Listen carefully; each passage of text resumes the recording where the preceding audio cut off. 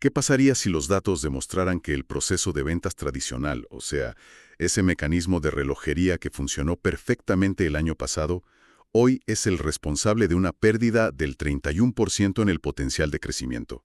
Wow. Sería bastante alarmante, la verdad. Totalmente. Pues bienvenidos a un nuevo análisis a fondo. Y, para quienes nos escuchan, el contexto nos sitúa ahora mismo en abril de 2026. Ajá, un momento del año, digamos, absolutamente crítico en el calendario corporativo, ¿verdad? Exacto, exacto. Es ese punto de inflexión donde las estrategias que trazamos todos con tanto entusiasmo en enero, empiezan a mostrar sus grietas, o sus frutos, claro. Sí. Y donde la capacidad de corregir el rumbo a tiempo define quién sobrevive el resto del año comercial. Es así de crudo. Tal cual. Por eso, para esta sesión hemos recopilado unos extractos sumamente reveladores de la guía mensual Crecimiento en Acción. Esa va a ser nuestra fuente principal hoy. Una guía excelente, por cierto. Muy enfocada en liderar y vender con un propósito real. Sí, y nuestra misión hoy es descubrir cómo la innovación en las estrategias de ventas pues ha dejado de ser un lujo de los departamentos de investigación y desarrollo. Claro. Ya no es algo opcional. Exacto. Se ha convertido en la mayor ventaja competitiva en la trinchera comercial pura y dura. Así que, bien, vamos a desempacar esto. Porque lo que más llama la atención de estos documentos es que la innovación aquí no requiere inventar un modelo de negocio desde cero. No, para nada. No hay que reinventar la rueda. Exacto. Se trata más bien de ajustes estratégicos diarios. Cosas casi invisibles a simple vista, pero, bueno, con un impacto masivo. Y ese punto de inflexión del que hablabas abarca una realidad matemática que es ineludible. O sea, antes de entrar en la mecánica de esos ajustes, es imperativo entender por qué estamos hablando de supervivencia pura. Ujú. ¿Supervivencia? Sí, supervivencia. El mercado de 2026 premia por encima de cualquier otra métrica la adaptación rápida.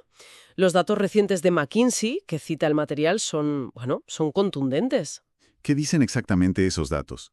Pues mira, dicen que las empresas que logran implementar innovaciones en sus procesos de ventas cada trimestre están creciendo un 31% más rápido que las que se aferran a los enfoques tradicionales. Espera, ¿un 31%? Un 31%. Y, a ver, un 31% no es una simple fluctuación estadística. Es literalmente la diferencia entre dominar un sector o enfrentar la obsolescencia en un par de años.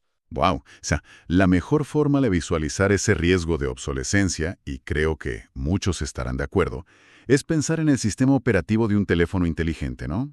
Ah, me gusta esa analogía. A ver.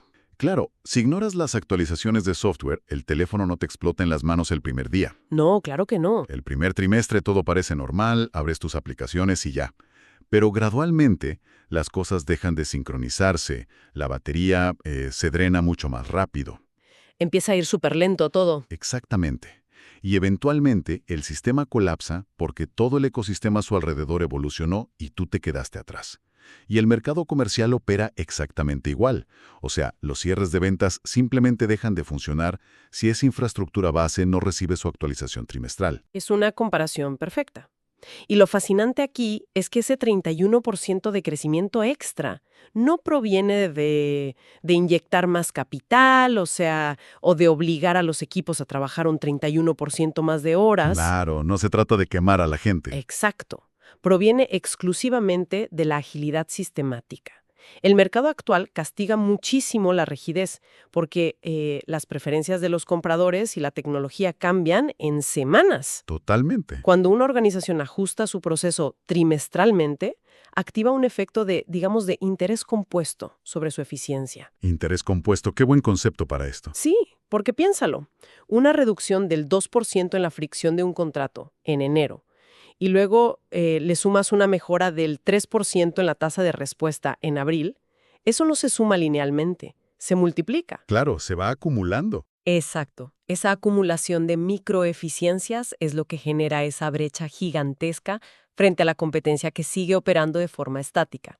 Pero, a ver, si establecemos que ese sistema operativo necesita esa actualización trimestral como mandato de supervivencia, Pues la logística de implementar eso genera un desafío monumental, Ah, sí, sin duda. porque un departamento de ventas no puede permitirse el lujo de apagar las operaciones durante un mes para rediseñar todo.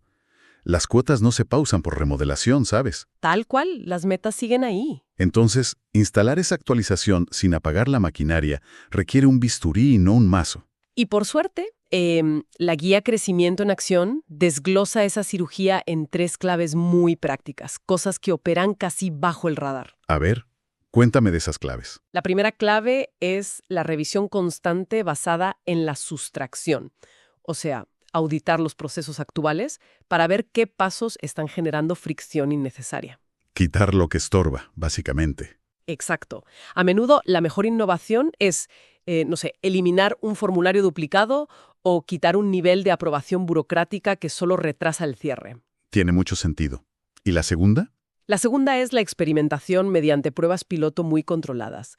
Implementas un cambio, pero en un segmento minúsculo de tu cartera de clientes antes de escalarlo a toda la empresa. Ajá, minimizar el riesgo. Y la tercera clave, que de hecho es la más debatida hoy en día, es la integración de los datos predictivos del CRM con la intuición humana y la experiencia en el terreno. Vale, aquí es donde se pone realmente interesante. Porque creo que es necesario detenernos en esa tercera clave. O sea, estamos en 2026. Sí, Los sistemas CRM actuales son máquinas predictivas, bueno, increíblemente sofisticadas. Alimentadas por inteligencia artificial, analizan millones de puntos de datos, predicen comportamientos, te analizan hasta el tono de los correos. hacen de todo, sí. Te trazan la ruta óptima de conversión, casi mágica.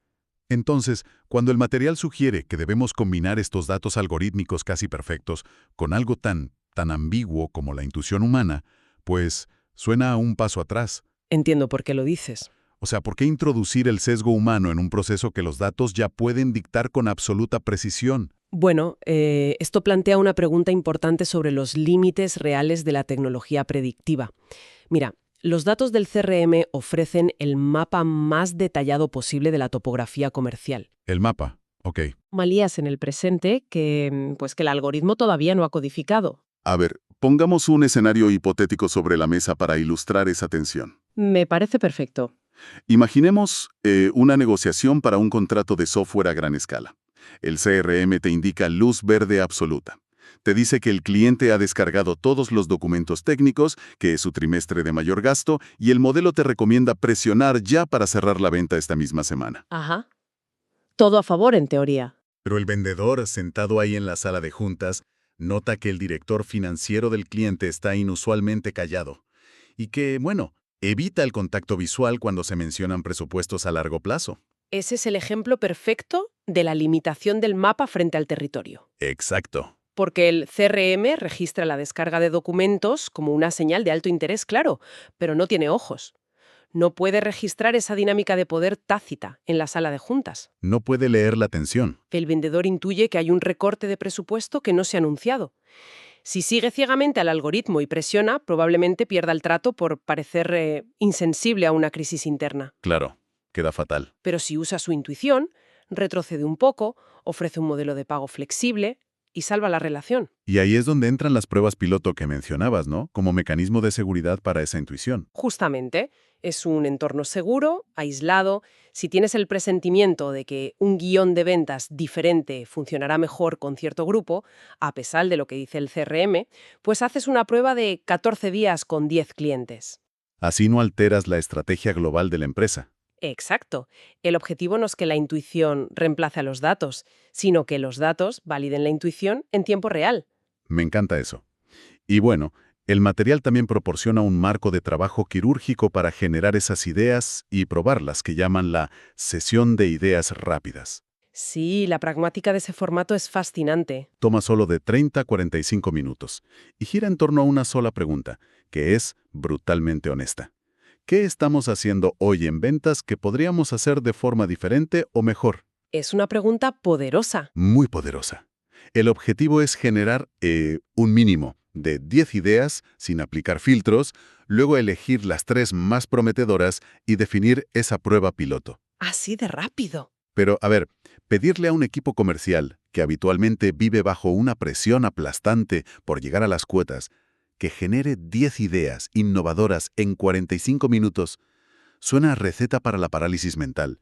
La creatividad no suena a florecer con un cronómetro encima. Es verdad, y por eso extraer innovación de mentes estresadas requiere un andamiaje psicológico muy rígido. Las fuentes proponen un método de brainstorming estructurado, basado en coaching en acción. ¿Y cómo funciona esa estructura exactamente? Descompone esos 45 minutos en fases muy estrictas.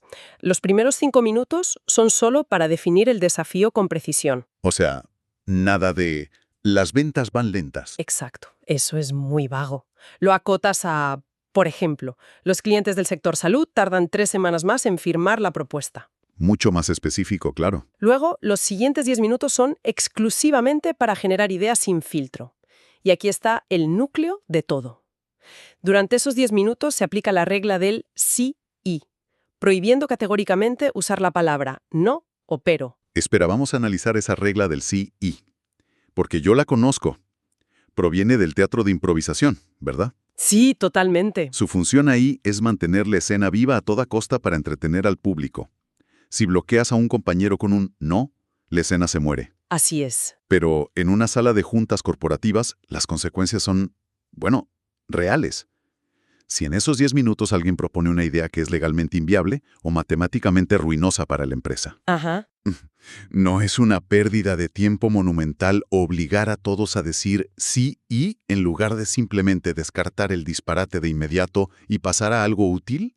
Entiendo tu punto, pero la suspensión del juicio durante esos específicos 10 minutos es una necesidad neurológica, no es solo una cortesía. Neurológica. A ver, Sí, mira, cuando un profesional propone una idea y alguien responde con un «pero los márgenes no dan», la amígdala del cerebro del que propuso la idea percibe un rechazo social. wow. Se activa una respuesta de amenaza que libera cortisol.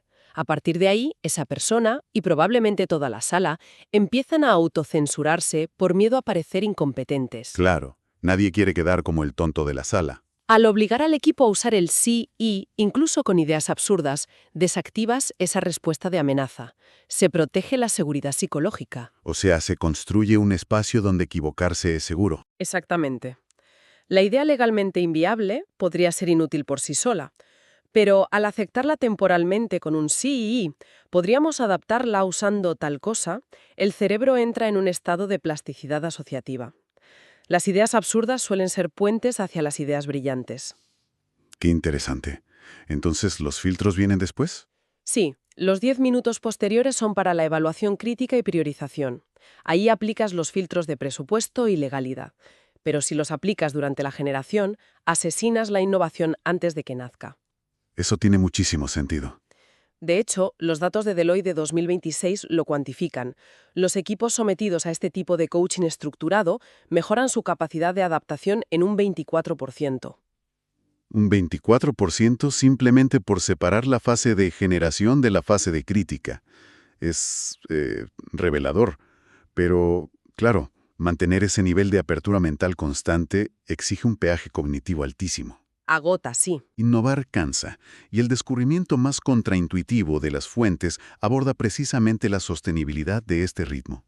El material traza una línea causal directa entre el bienestar personal y las métricas duras de ventas. Sí, y eso es un cambio de paradigma brutal. Históricamente, el bienestar se medía en encuestas de recursos humanos y las ventas en hojas de cálculo, pero ahora los datos demuestran que operan en el mismo eje. Es que la evidencia científica ha derribado ese muro. Hay estudios de Harvard y Stanford detallados en la guía que revelan algo transformador. Ajá.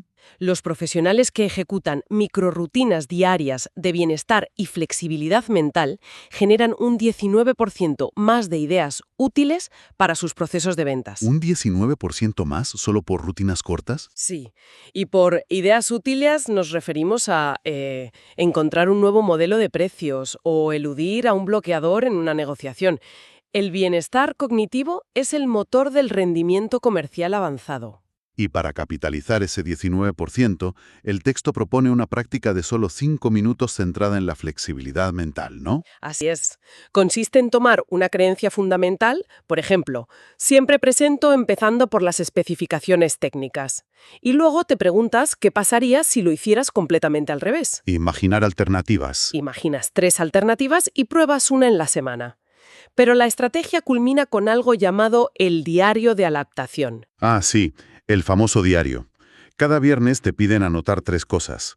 Un cambio observado en los clientes, la acción que tomaste para adaptarte y esto es lo loco, registrar cómo te sentiste emocionalmente tras esa adaptación. De todo el ejercicio. Entonces, ¿qué significa todo esto? Porque desde la óptica comercial tradicional, que es súper pragmática, la imagen de ejecutivos orientados a cerrar contratos millonarios sentándose un viernes a escribir en su diario sobre cómo se sienten suena atípico. Suena un poco a terapia, ¿verdad? Sí, total. ¿De qué manera registrar una emoción en un papel un viernes se traduce en cerrar más ventas el lunes por la mañana? Yo la verdad estaba un poco escéptico. Es muy comprensible estar escéptico. Pero si conectamos esto con el panorama general de la neurociencia aplicada al estrés laboral, la lógica es impecable. A ver, explícame la biología detrás de esto. El cerebro humano está cableado para buscar la homeostasis, la previsibilidad. Cualquier alteración de la rutina es procesada inicialmente como un riesgo. Cuando un vendedor cambia su discurso, experimenta incomodidad real. Claro, salir de la zona de confort duele. Y si esa incomodidad no se procesa, el cerebro desarrolla una resistencia silenciosa a futuras innovaciones. Es como una aversión al cambio, que se acumula sin darte cuenta. Entiendo. Escribir cómo te sentiste obliga a la corteza prefrontal a involucrarse y procesar la emoción. Piénsalo como cuando se enciende un testigo rojo en el tablero del coche mientras conduces de noche. Uy, qué estrés. Exacto. Si no sabes qué es, el sistema nervioso entra en pánico ante un fallo catastrófico. Pero si abres la guantera, lees el manual y ves que solo es el aviso del cambio de aceite, la ansiedad desaparece. Sigues conduciendo tranquilo. El problema sigue existiendo, el aceite hay que cambiarlo, pero al nombrarlo y entenderlo, apagas la alarma del sistema nervioso. El diario de adaptación funciona exactamente como ese manual del coche. O sea, al obligarte a ponerle palabras a la frustración de haber probado algo nuevo que quizá no funcionó tan bien, ¿desactivas el centro del miedo? Exactamente. Al normalizar la incomodidad escribiéndola, entrenas tu red neuronal para no interpretar lo desconocido como una amenaza vital. Y ese es el mecanismo exacto que desbloquea ese 19% extra de capacidad creativa. Es como si la flexibilidad fuera un músculo que se puede entrenar. Lo es. Reducen el coste emocional de innovar, haciendo que experimentar sea energéticamente barato para el cerebro. ¡Wow! Es una reconfiguración completa de cómo entendemos el alto rendimiento. Totalmente. Y bueno, haciendo una recapitulación rápida para quienes nos acompañan, este recorrido desmantela varios dogmas. Empezamos con el imperativo de McKinsey, donde innovar trimestralmente es la única vía para crecer ese 31% y no quedar obsoletos. Pasando por la necesidad de instalar esa actualización en pleno vuelo con pruebas piloto de 2 semanas. Exacto. Equilibrando la precisión histórica de los datos del CRM con la agudeza de la intuición humana. Y luego vimos cómo extraer esa creatividad bajo presión, usando esa técnica teatral del sí y. Para suspender el juicio y proteger el entorno psicológico. Y finalmente, la sorpresa de la sesión, la ciencia del bienestar. Rutinas de 5 minutos y procesar la incomodidad los viernes en un diario. Todo esto converge en una sola verdad para el mercado de hoy. ¿Que la agilidad siempre vence a la perfección estática? Siempre. Y con esto cerramos el análisis de hoy.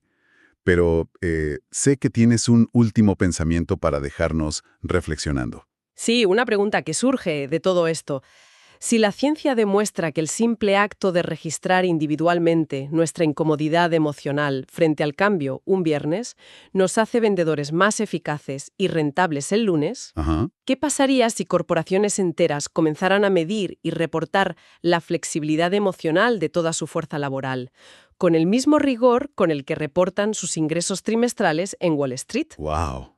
Eso lo cambiaría todo. En una economía donde la disrupción tecnológica es la única certeza, es posible que la resiliencia emocional cuantificable sea la métrica financiera definitiva del futuro.